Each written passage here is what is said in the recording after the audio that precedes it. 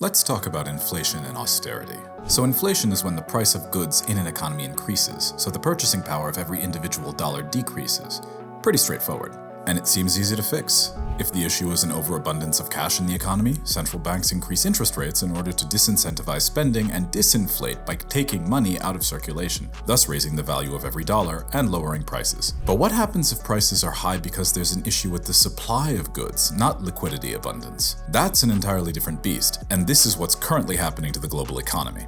Because of restraints on production, lockdowns, trade wars, and actual wars, the materials needed to produce new goods aren't entering into the economy in great enough quantities. Suppliers have to choose where to place their goods, resulting in higher-priced intermediary goods and, in turn, finished products. So if conventional central bank solutions don't directly target this type of inflation, what does? Well, governments can encourage businesses in bottleneck industries to step up production by lowering taxes and subsidizing production. These increases in productivity can eventually offset supply bottlenecks and reduce prices. Central banks can attempt to brute force the problem by raising interest rates anyway, in order to smother demand, decreasing prices along with purchasing power. This is called austerity, and has other effects like increasing unemployment. So what happens when supply issues are the cause of inflation?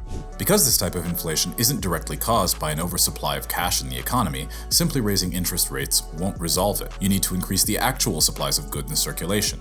But this is hard to do because governments have no direct control over production. They have to rely on indirect methods like tax breaks for specific industries, which generally means either going through the legislator or risking direct executive action. Both of these options can be risky because they present opposition parties with an opportunity to make a scene, usually by accusing the party in power of reckless spending. This means governments have an incentive to just raise interest rates and resort to austerity measures instead of actually trying to solve the problem. Raising interest rates puts pressure on both companies and consumers. Mortgages increase, loans become less attractive, people save where they can and spend less, resulting in less revenue for companies, resulting in people losing their jobs, resulting in more reductions in revenue and spending, etc. And so austerity needlessly spirals into a recession. But hey, at least inflation went down, right?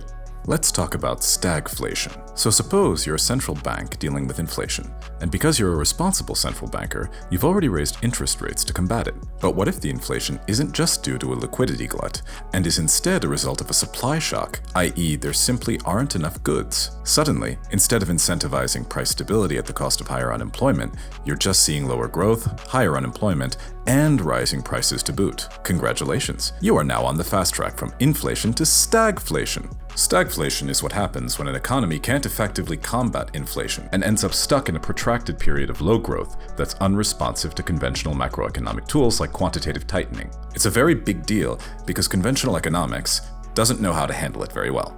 An economy that's going through stagflation will suffer the effects of both economic stagnation and high inflation, lower growth, and stagnating wages, with higher prices and high unemployment. And the only known method for combating stagflation is aggressive quantitative tightening to encourage the repayment of debts. In other words, austerity. Subscribe for more on geopolitics, markets, and technology.